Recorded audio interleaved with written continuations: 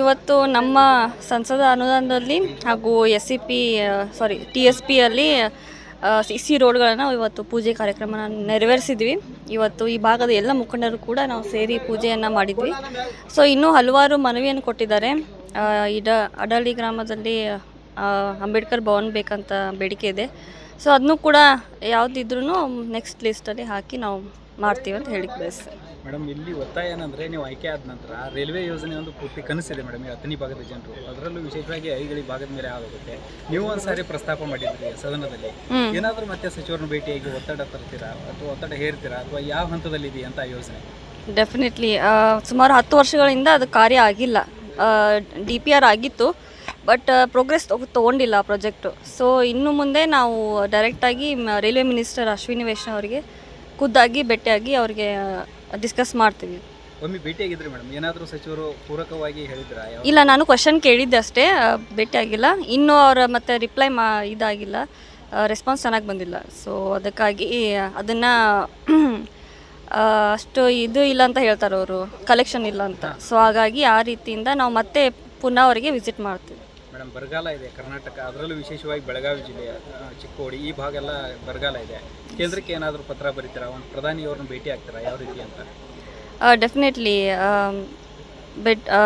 ಸರ್ಕಾರಕ್ಕೆ ಗಮನಕ್ಕೆ ತರ್ತೀವಿ. ಹಾಗೆಯೇ ಮತ್ತು ಎಲ್ಲ ಕಡೆ ಇಡೀ ಕರ್ನಾಟಕ ತುಂಬ ಇದೆ. ಸೊ ಎಲ್ಲರೂ ಕೂಡ ಸಹಜವಾಗಿ ಈ ಕ್ವಶನ್ ಉದ್ಭವ ಆಗೋದು ಸಹಜ. ಸೊ ಹಾಗಾಗಿ ನಾವು ಪತ್ರ ಬರಿತೀವಿ ಡೆಫಿನೆಟ್ಲಿ. ಮೇಡಮ್, ಹಿಂದೆ ಹೇಳಿದ್ರಿ ನನ್ನ ಮುಂದೆ ಮಾತಾಡುವಾಗ 2028ಕ್ಕೆ ನಮ್ಮ ತಂದೆನೇ CM ಆಗ್ತಾರೆ ಅಂತ. ಎಲ್ಲೋ ಕಳೆದ ಬರೀ ಒಂದು ಸ್ವಲ್ಪ ಪ್ರಯತ್ನ ಮಾಡಿದರೆ ಆಗ್ಬೋದಾಗಿತ್ತು. 28ಕ್ಕೆ ಮತ್ತೆ CM ಆಗ್ಬೋದಾ ಸತೀಶ್ ಜಾರಕಿಹೊಳಿ ಅವರು? ಖಂಡಿತವಾಗಿ ಜನರ ಆಶೀರ್ವಾದ ಮಾಡಿದರೆ, ಎಲ್ಲರೂ ಜನರ ಸಪೋರ್ಟ್ ಮಾಡಿದರೆ ಖಂಡಿತವಾಗಿ ಆಗ್ತಾರೆ. Thank you. ಇವತ್ತು ನಮ್ಮ ಸಂಸದ ಅನುದಾನದಲ್ಲಿ ಹಾಗೂ TSP ಅಲ್ಲಿ CC ರೋಡ್ಗಳನ್ನು ಇವತ್ತು ಪೂಜೆ ಕಾರ್ಯಕ್ರಮನ ನೆರವೇರಿಸಿದ್ವಿ. ಇವತ್ತು ಈ ಭಾಗದ ಎಲ್ಲ ಮುಖಂಡರು ಕೂಡ ನಾವು ಸೇರಿ ಪೂಜೆಯನ್ನು ಮಾಡಿದ್ವಿ. ಸೊ ಇನ್ನೂ ಹಲವಾರು ಮನವಿಯನ್ನು ಕೊಟ್ಟಿದ್ದಾರೆ. ಅಡಳಿ ಗ್ರಾಮದಲ್ಲಿ ಅಂಬೇಡ್ಕರ್ ಭವನ ಬೇಕಂತ ಬೇಡಿಕೆ ಇದೆ.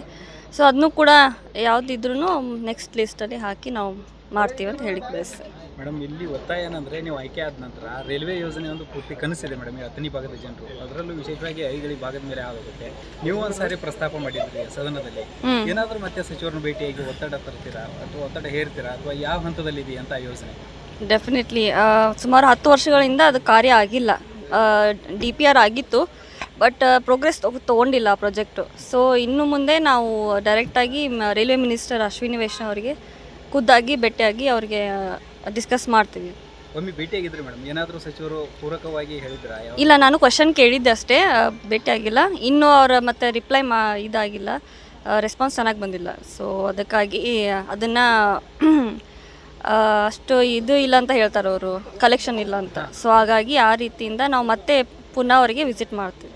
ಮೇಡಮ್, ಬರಗಾಲ ಇದೆ ಕರ್ನಾಟಕ, ಅದರಲ್ಲೂ ವಿಶೇಷವಾಗಿ ಬೆಳಗಾವಿ ಜಿಲ್ಲೆಯ ಚಿಕ್ಕೋಡಿ ಈ ಭಾಗ ಎಲ್ಲ ಬರಗಾಲ ಇದೆ. ಕೇಂದ್ರಕ್ಕೆ ಏನಾದರೂ ಪತ್ರ ಬರೀತೀರಾ? ಒಂದು ಪ್ರಧಾನಿಯವ್ರನ್ನ ಭೇಟಿ ಆಗ್ತೀರಾ ಯಾವ ರೀತಿ ಅಂತ? ಡೆಫಿನೆಟ್ಲಿ ಸರ್ಕಾರಕ್ಕೆ ಗಮನಕ್ಕೆ ತರ್ತೀವಿ. ಹಾಗೆಯೇ ಮತ್ತು ಎಲ್ಲ ಕಡೆ ಇಡೀ ಕರ್ನಾಟಕ ತುಂಬ ಇದೆ.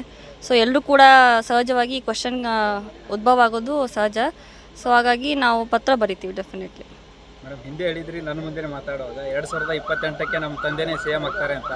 ಎಲ್ಲೋ ಕಳೆದ ಬರೀ ಒಂದು ಸ್ವಲ್ಪ ಪ್ರಯತ್ನ ಮಾಡಿದರೆ ಆಗ್ಬೋದಾಗಿತ್ತು. 28ಕ್ಕೆ ಮತ್ತೆ CM ಆಗ್ಬೋದಾ ಸತೀಶ್ ಜಾರಕಿಹೊಳಿ ಅವರು? ಖಂಡಿತವಾಗಿ ಜನರ ಆಶೀರ್ವಾದ ಮಾಡಿದರೆ, ಎಲ್ಲರೂ ಜನರ ಸಪೋರ್ಟ್ ಮಾಡಿದರೆ ಖಂಡಿತವಾಗಿ ಆಗ್ತಾರೆ. Thank you. Thank you.